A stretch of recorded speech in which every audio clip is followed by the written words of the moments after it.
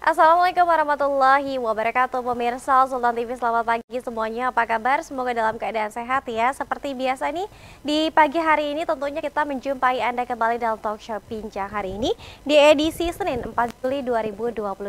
Namun sebelum kita membahas tema yang sangat menarik di hari ini, pemirsa, kita ingatkan kembali untuk Anda yang belum memfollow media sosial kita di Instagram kita di @sultantv.co dan juga @beritasultantv. Lalu fanpage Facebook kita di @kreatifsultan dan juga YouTube streaming kita di Sultan TV. Anda juga bisa menyaksikan tayangan kita melalui TV satelit Nin Media di channel 026. Pemirsa, pekan kemarin Presiden Republik Indonesia Bapak Joko Widodo ini sudah melakukan lawatan khususnya di Rusia dan juga Ukraina ya, bertemu dengan kedua. Nah, ini kemudian Bapak Presiden menyebut bahwa Indonesia ini seperti apa nih misinya, apakah sudah atau barangkali juga Presiden Joko Widodo menghasilkan sejumlah kerjasama dan juga kesepakatan lainnya dari lawatan kedua negara dan juga ditambah Jerman dan juga Uni Emirat Arab. Kita telah terhubung dengan narasumber. Pemirsa, senang sekali ada Bapak Nanto Sriantomis selaku pengamat hubungan internasional dari BRIN. Assalamualaikum Pak Nanto. Assalamualaikum Mbak Dewa dan Dea, selamat pagi. Selamat pagi Pak Nanto, sehat? Alhamdulillah sehat. Alhamdulillah. Ini masih di rumah atau ke kantor Pak? Ini di rumah dulu, nanti mungkin siang ke kantor. Nanti siang ke kantor. Siap-siap. Baik. Terima kasih banyak ya Bapak sudah mau membersamai di tengah kesibukannya. Sama-sama Mbak, ini kesempatan buat saya juga Ya. Mencoba media baru dan ya kebetulan istri saya juga pengamat media baru, makanya dia Siap. mengundur saya Oke. untuk mengambil bagian dalam kegiatan hari ini. Oke, kita akan bahas soal mengupas misi damai Jokowi yang dibawa oleh Presiden ke Rusia Ukraina, lebih tepatnya. Kemudian juga Pak Jokowi juga ini melakukan lawatan ke negara lain, sempat ya Pak, ke Jerman dan juga Uni Emirat Arab. Namun sebelumnya Pak, nih berani datang ke dua negara yang sedang konflik, bagaimana tanggapan Bapak? Ya, secara simbolik kunjungan Jokowi itu signifikan ya, sangat signifikan di tengah kebanyakan pendapat di dunia internasional nih seperti harus memilih antara salah satu pihak, sementara kita mengambil sikap tidak memilih namun berdiri di tengah-tengah untuk menjembatani kedua hal itu. Secara simbolik, hal ini merupakan sebuah langkah penting, tetapi juga bukan berarti tanpa tantangan. Itu yang perlu kita perhatikan. Artinya kita harus apresiasi, tapi juga harus kita dukung untuk kemudian menghadapi tantangan-tantangan. Karena berdiri di tengah tidak mudah ya Mbak, seperti itu. Oke, nah ini banyak juga yang menyorotinya Pak, media-media menyoroti bagaimana kedua presiden dari Rusia dan juga Ukraina saat menyambut Pak Jokowi ini berbeda dengan menyambut pemimpin dunia lainnya. Mengapa demikian? Ya, saya rasa kunjungan ketika konflik itu juga sebuah momen yang penting, dan kita tahu, kita umpamanya contoh kalau diperhatikan ketika berkunjung ke Kiev di hadapan Presiden Zelensky dan kabinet yang menyertainya, kita tahu mereka berpenampilan lebih katakanlah bersahaja. Kita tidak melihat banyak jas di sana, tapi lebih bahkan salah Menteri Luar Negeri Ukraina tampak menggunakan kruk. Artinya kita disuguhi dengan pemandangan sehari-hari, dan itu harus kita bantu sebarkan juga bahwa inilah kondisi yang dihadapi Ukraina. Sementara ketika berkunjung ke Moskow di hadapan Presiden Putin, kita melihat, dan ini juga banyak diapresiasi banyak pihak, bahwa Jokowi mendapatkan meja yang lebih kecil, seperti itu. Dan ini digambarkan sebagai hubungan dan dialog yang lebih intim, lebih akrab antara kedua belah pihak. Namun lepas dari persoalan-persoalan simbolik itu, kita juga berharap ada langkah konkret, sebagaimana Presiden Jokowi kita tahu karakternya sangat menghargai down to earth, hal-hal yang sifatnya tidak lepas dari sisi praktikal. Artinya semoga apa yang sudah positif dicapai ini, saya nggak bilang ini langsung menyelesaikan masalah, tetapi positif di sini artinya ada sebuah langkah kecil yang harus diapresiasi. Itu bisa diikuti dengan hal-hal konkret yang memang sudah disepakati atau diucapkan ketika Jokowi berkunjung ke kedua negara itu. Oke. Nah, Bapak kemudian ada beberapa hal juga yang kemudian ini tadi disebutkan oleh Bapak bahwa Indonesia sedemikian rupa ini berdiri di tengah. Apa kemudian yang kemudian pengaruhnya terhadap Indonesia ketika tetap berdiri di tengah, tidak memihak kepada Rusia dan juga tidak memihak kepada Ukraina? Oke, tentang berdiri di tengah, ini juga harus saya garis bawahi bahwa berdiri di tengah bukan berarti kita tidak punya kepentingan. Dan seperti sudah disampaikan oleh Presiden Jokowi, solusi perdamaian yang kita tawarkan lebih bersifat solusi jalan perdamaian melalui koridor pangan, seperti itu ya, food corridor. Artinya Jokowi datang ke sana itu bukan hanya membawa suara dan kepentingan Indonesia, tapi suara dan kepentingan dari banyak negara-negara berkembang.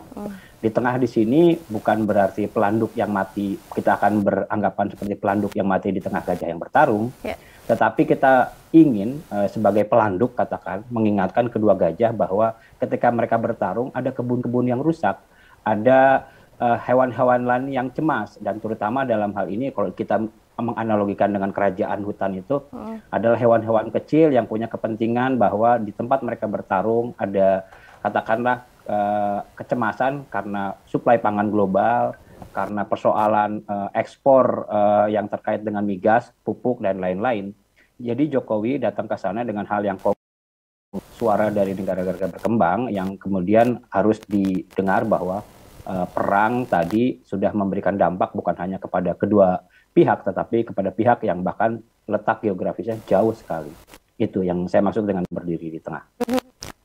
Nah, Pak Nanto, kemudian bertepatan dengan presidensi G20 nanti di Bali, di Indonesia tepatnya, dua diundang juga oleh Indonesia. Meskipun demikian bahwa Putin juga ini oleh beberapa negara ditolak kehadirannya ya Pak ya untuk datang ke presidensi G20. Namun Pak Jokowi ini ketika berkunjung ke Rusia dan juga Ukraina bahwa ini ada konfirmasi terkait dengan Presiden Zelensky dan juga Presiden Putin akan datang ke G20. Bagaimana ini Pak pengaruhnya? Ya, terkait dengan G20, pertama yang harus, saya boleh sedikit panjang ya. Pertama G20 ini kan didirikan usai sebenarnya mengalami katakanlah momen eksistensial gitu, menjadi lebih penting pasca krisis finansial global di tahun 2008 yang umumnya terjadi di negara-negara maju seperti Amerika, Inggris dan lain-lain.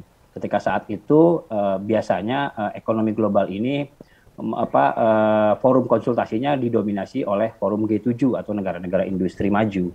Namun G20 ini melibatkan ada G7, ada juga katakanlah negara-negara yang tergabung dalam BRICS. BRICS itu adalah Brazil, Rusia, India, China, dan South Africa.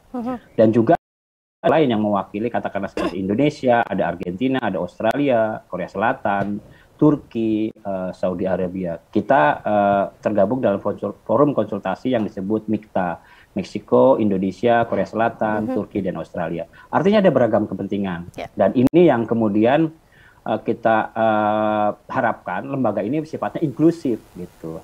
Inklusif dan memang fokus kepada forum ekonomi global. Mengundang Rusia, Ukraina bukan berarti membuat G20 mengambil peran dari Dewan Keamanan PBB yang biasanya mengurusi perdamaian dunia, tetapi fokus tetap pada tatanan ekonomi global. Dan salah satu tatanan ekonomi global ini yang tema yang dibawa Indonesia adalah tema kebangkitan pasca pandemi untuk kemudian bertumbuh bersama seperti itu. Artinya Indonesia fokus pada apa yang sudah seharusnya di G20 lakukan. Namun kita juga harus tahu tantangannya tidak mudah. Pertama, isyarat dari Presiden Zelensky sendiri bahwa dia tidak mungkin keluar dari negaranya di saat negaranya sedang konflik. Itu perlu dipersiapkan bagaimana artinya ada wakil yang otoritatif dari pihak Ukraina untuk bisa hadir di sana dan dalam artinya menghasilkan keputusan terkait dengan fungsi dan tugas dari G20. Ada Presiden Putin. Nah, Presiden Putin juga harus dihadirkan dalam konteks itu sehingga kemudian dalam agenda sidang kita harap bisa fokus tidak kemudian walaupun mungkin dalam banyak hal kita tahu Indonesia bukannya menutup mata tetapi Indonesia tegas dalam konflik ini berusaha mengambil ceruk. Saya katakan sekali lagi, ceruk yang selama ini terabaikan. Kita mengambil ceruk koridor pangan, kita mengambil ceruk misi perdamaian humanitarian. Makanya mitra-mitra kita itu adalah semacam UNHCR, Palang Merah Internasional, dan lain-lain. Ini yang kita ambil, bukan berarti kita mengabaikan posisi. Kita tahu banyak negara G20, terutama dari negara-negara Barat, mengambil posisi berseberangan dengan tegas terhadap sikap Putin. Jadi artinya mungkin nanti tantangannya adalah bagaimana menghadirkan itu, dan kita tahu suasananya akan hangat, cenderung panas, gitu. Tapi tetap misi dan target-target ini tercapai. Artinya buat Indonesia ini menjadi sebuah tantangan. Tapi saya berharap dan optimis kita sebagai negara dengan peran dunia, kita punya keahlian dalam menyiasati sidang-sidang seperti ini. Seperti itu, Mbak. Oke. Dan kemudian kalau kita flashback lagi kepada hasil kunjungannya, ini ada tertulis bahwa Presiden Putin akan hadir ya Pak, dan juga Zelensky juga kemungkinan akan hadir atau mungkin diwakili oleh wakilnya yang tadi otoritas tadi. Nah, kemudian Pak, kalau misalnya kita tanya, ada yang tanya, lalu katanya bahwa si lumayan, namun Rusia dan Ukraina katanya masih berkonflik saat ini ketika pasca datangnya Pak Presiden, namun Rusia Ukraina masih berperang katanya. Nah, kalau berhasil atau tidaknya, bagaimana Pak Nanto? Namun kita harus jeda dulu ya Pak. Kita akan jawab usai jeda. Berhasilkah Pak Presiden Joko Widodo membawa misi perdamaian untuk Rusia dan juga Ukraina? Tetap bersama kami dalam bincang hari ini.